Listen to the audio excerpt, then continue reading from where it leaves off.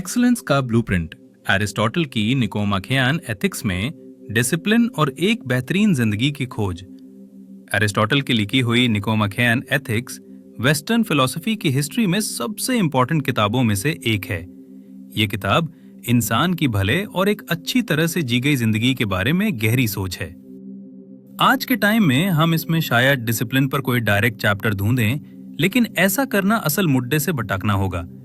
Aristotle के लिए पूरा एथिकल प्रोजेक्ट ही एक तरह का डिसिप्लिन है, लेकिन ये डिसिप्लिन कोई बोरिंग या दुख भरा रूटीन नहीं है, बल्कि ये रीजन, तर्क और इरादे के साथ अपने कैरेक्टर को बेहतर बनाने का एक तरीका है, ताकि हम यूडेमोनिया हासिल कर सकें, जिसका मतलब है इंसानी खुशहाली या ह्यूमन फ्लरिशिंग। ये डिटेल समरी एरिस्टोटल के एथिक्स के जरूरी हिस्सों को इंग्लिश में समझाएगी। हम देखेंगे कि एरिस्टोटल के हिसाब से डिसिप्लिन अपनी आत्मा, सोल को एक्सीलेंस यानी बेहतरीनी की तरफ ले जाने का आर्ट है। हम eudaimonia, ultimate goal, doctrine of the mean, सही रास्ता, हैबिचुएशन, नींव, प्रैक्टिकल विजडम या फ्रोनेसिस, सही समझ, अक्रासिया यानी इरादे की कमजोरी, चैलेंज, समाज की भूमिका और आखिर में कॉन्टेम्पलेशन यानी गहरी सोच वाली जिंदगी के बारे में बात करेंगे। अल्टीमेट गोल यूडेमोनिया, डिसिप्लिन क्यों जरूरी है। निकोमाखियन एथिक्स की शुरुआत में एरिस्टोटल कहते हैं कि हर इंसानी काम का मकसद किसी न किसी अच्छाई को पाना होता है। हमारे ज्यादातर काम तो बस एक जरिया होते हैं किसी और चीज को पाने का, जैसे पैसा कमाना ताकि हम घर खरीद सकें। लेकिन एक आखिरी और सबसे बड़ा गुड, अच्छाई, जरूर होना चाहिए, जिसे हम बस उसी के लिए पाना चाहते हैं, किसी और चीज के लिए नहीं। वो कहते हैं कि यही सबसे बड़ी अच्छाई यूडेमोनिया है।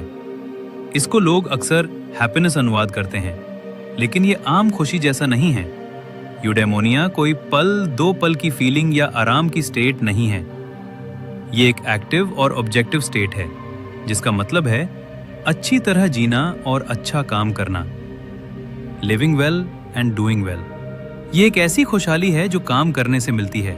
ये समझाने के लिए कि ऐसी जिंदगी क्या है, एरिस्टोटल फंक्शन आर्ग्यूमेंट देते हैं। जैसे एक बांसुरी बजाने वाले का काम है अच्छी बांसुरी बजाना, वैसे ही इंसानों का भी एक खास फंक्शन होना चाहिए। ये फंक्शन है हमारी रीजन या तर्क शक्ति का इस्तेमाल करना, जो हमें पेड़ पौधों और जानवरों से अलग बनाता है। इसलिए एरिस्टोटल यूडेमोनिया को डिफाइन करते हैं, आत्मा की एक ऐसी एक्टिविटी जो वर्च्यू, सद्गुण के अनुसार हो। इस डेफिनेशन से साफ हो जाता है कि डिसिप्लिन और एक अच्छी जिंदगी का गहरा रिश्ता है। यूडेमोनिया पाना किस्मत या बाहरी चीज़ों पर निर्भर नहीं है। ये एक एक्टिव प्रोसेस है, जिसमें हमें अपनी सबसे बेहतरीन क्षमताओं को वर्च्यू या सद्गुण के जरिए डेवलप करना पड़ता है। इसलिए एथिक्स का डिसिप्लिन असल में रीजन के साथ जीने और उन वर्च्यूज को अपनाने की लगातार कोशिश है, जिससे हमारी आत्मा फ्लरिश कर सके। सही रास्ता, the doctrine of the mean और वर्च्यू का नेचर। अगर यूडेमोनिया मंजिल है, तो वर्च्यू उस मंजिल तक जाने का रास्ता है। एरिस्टोटल के लिए वर्च्यूज पैदाइशी नहीं होते, बल्कि ये कैरेक्टर की स्टेट्स या डिस्पोजिशन, स्वभाव हैं जो वक्त के साथ डेवलप होते हैं। वो दो तरह के वर्च्यूज बताते हैं, इंटेलेक्चुअल वर्च्यूज जैसे ज्ञान और समझ जो पढ़ने सीखने से आते हैं, और मॉरल वर्च्यूज जैसे हिम्मत, संयम, उदारता जो आदत से बनते हैं। मॉरल वर्च्यू की थ्योरी का सबसे इंपॉर्टेंट हिस्सा है the doctrine of the mean, मध्यम मार्ग का सिद्धांत। एरिस्टोटल कहते हैं कि हर मॉरल वर्च्यू दो एक्सट्रीम्स, वाइसेस के बीच की एक स्थिति है, एक ज्यादती, एक्सेस, और दूसरी कमी, डिफिशिएंसी। एग्जाम्पल, हिम्मत, करेज एक मीन है। इसकी एक तरफ डरपोकता, कावर्डिस है, जो कॉन्फिडेंस की कमी है। दूसरी तरफ बेपरवाह हिम्मत, रैशनेस है, जो कॉन्फिडेंस की ज्यादती है। सही हिम्मत इन दोनों के बीच में है। एक और एग्जाम्पल, संयम, टेम्परेंस भी एक मीन है। इसकी एक तरफ हद से ज्यादा भोग विलास, सेल्फ इंडल्जेंस है, और दूसरी तरफ आनंद लेने की क्षमता में कमी, इनसेंसिबिलिटी है। ये गोल्डन मीन कोई मैथमेटिकल एवरेज नहीं है। ये हर इंसान और सिचुएशन के लिए अलग होता है। एक सोल्जर के लिए बैटल में हिम्मत दिखाना अलग होगा, और एक आम आदमी के लिए मुश्किल सच बोलना अलग। हर सिचुएशन में सही मीन क्या है, ये समझने के लिए जजमेंट और एक्सपीरियंस की जरूरत पड़ती है।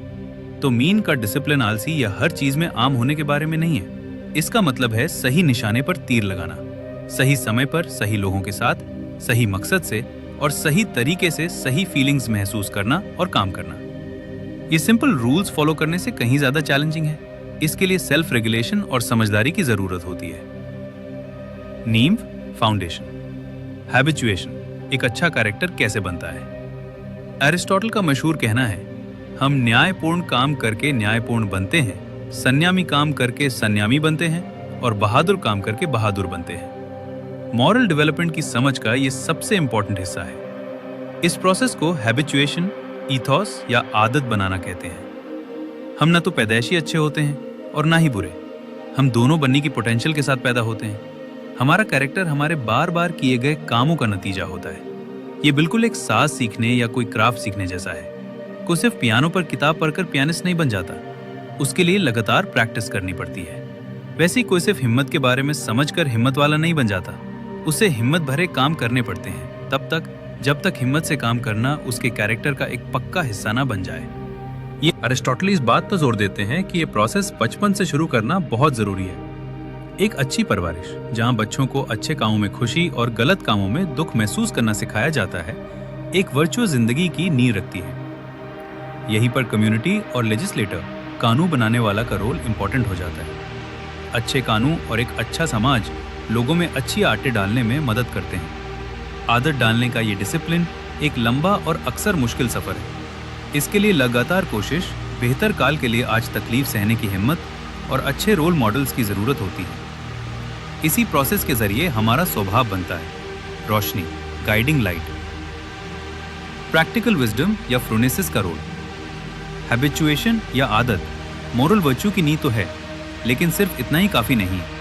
एक इंसान जो सिर्फ आदत से काम करता है, बिना यह समझे कि वो ऐसा क्यों कर रहा है, वो पूरी तरह से वर्चुअस नहीं है। असली वर्च्यू के लिए फ्रोनेसिस यानी प्रैक्टिकल विजडम, व्यावहारिक ज्ञान की जरूरत होती है। फ्रोनेसिस एक इंटेलेक्चुअल वर्च्यू है जो एक इंसान को यह सोचने में मदद करता है कि एक खुशहाल जिंदगी के लिए क्या अच्छा और जरूरी है। ये वो एबिलिटी है जिससे हम किसी सिचुएशन के डिटेल्स को समझ पाते हैं, उस कॉन्टेक्स्ट में मीन क्या है ये जान पाते हैं और रीजन के साथ सही एक्शन चुनते हैं। ये आत्मा की आंख है जो हमें सही रास्ता दिखाती है। सबसे जरूरी बात, एरिस्टोटल कहते हैं कि मॉरल वर्च्यू के बिना फ्रोनेसिस नहीं हो सकता और फ्रोनेसिस के बिना मॉरल वर्च्यू नहीं हो सकता।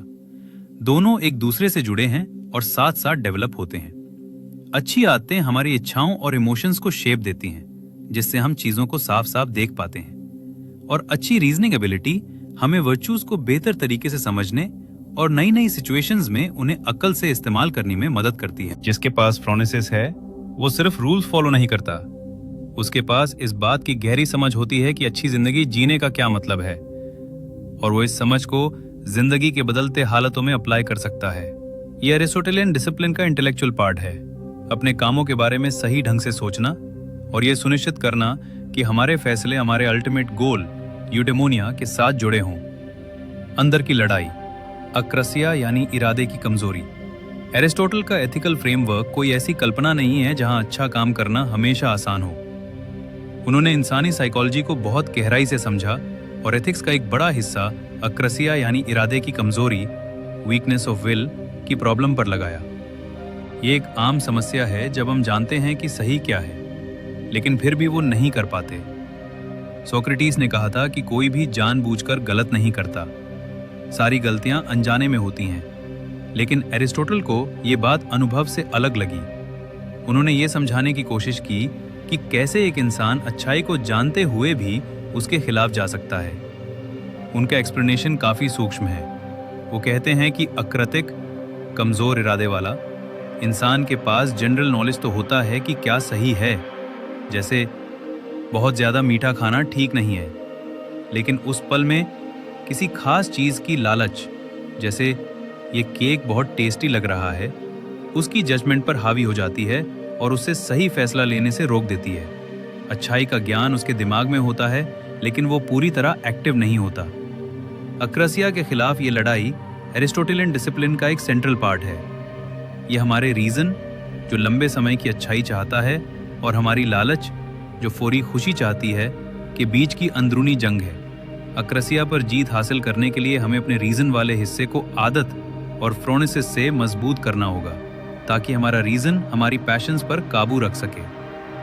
समाज का ताना बाना, दोस्ती और कानून का रोल। एरिस्टोटल की एथिक्स सिर्फ एक इंसान के अकेले में आगे बढ़ने की कहानी नहीं है। उन्होंने कहा था कि इंसान पॉलिटिकल एनिमल्स हैं, यानी हम कुदरती तौर पर समाज, पोलिस में रहने के लिए बने हैं। इसलिए वर्च्यू का डेवलपमेंट और यूडेमोनिया की प्राप्ति हमारे सोशल और पॉलिटिकल कॉन्टेक्स्ट से गहरी जुड़ी हुई है। एरिस्टोटल के लिए लेजिस्लेटर, कानून बनाने वाला का रोल लोगों की मॉरल एजुकेशन में बहुत इंपॉर्टेंट है। अच्छे कानून बनाकर और एक ऐसा कल्चर बनाकर जहां वर्च्यू की इज्जत हो, स्टेट एक ऐसा माहौल बना सकती है जहां लोग बचपन से अच्छी आदतें सीखें। कानून सिर्फ सोशल कंट्रोल का टूल नहीं, बल्कि लोगों के कैरेक्टर को शेप देने का एक जरिया है। दोस्ती, फिलिया भी एक वर्चुअस जिंदगी में बहुत इंपॉर्टेंट रोल निभाती है। एरिस्टोटल ने एथिक्स की 2 पूरी किताबें इस टॉपिक पर लिखी हैं।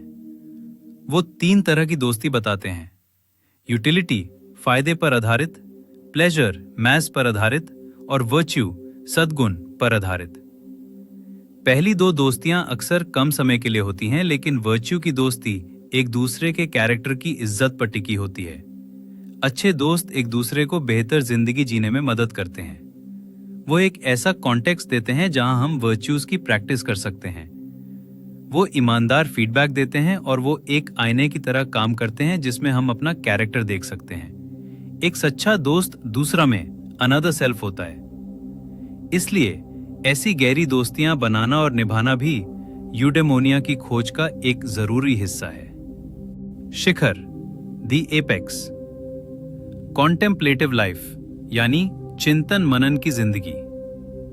निकोमैकियन एथिक्स की आखिरी किताब में एरिस्टोटल एक ऐसी बात कहते हैं जो सदियों से लोगों को हैरान करती आई है।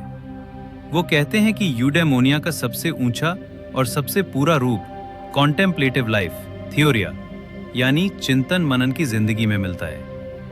ये वो जिंदगी है जो फिलोसॉफिकल विजडम, यानी दार्शनिक ज्ञान की खोज में समर्पित हो। ये हमारी आत्मा के सबसे ऊंचे, यानी रैशनल हिस्से की एक्टिविटी है।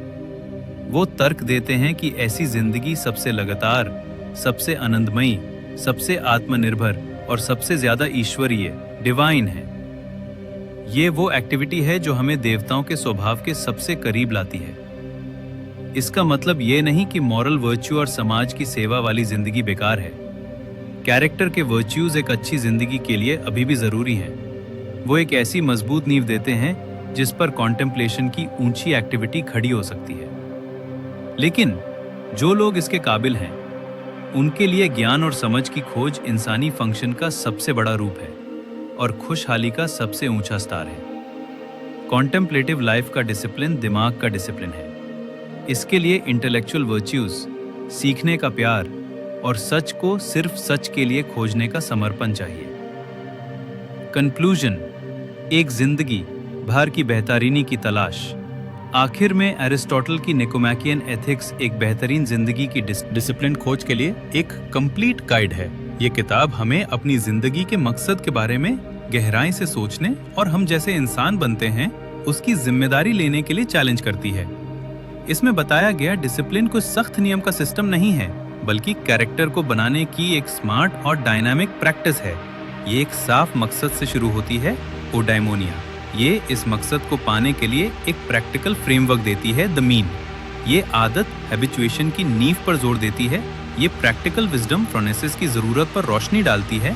ये इरादे की कमजोरी अक्रासिया की सच्चाई को स्वीकार करती है। ये हमारे समाज, कानून और दोस्ती के महत्व को बताती है। और आखिर में ये कॉन्टेम्पलेशन को इंसानी पोटेंशियल का सबसे ऊंचा मुकाम बताती है। निकोमेशियन एथिक्स का संदेश आज भी उतना ही रेलेवेंट है जितना पुराने ग्रीस में था।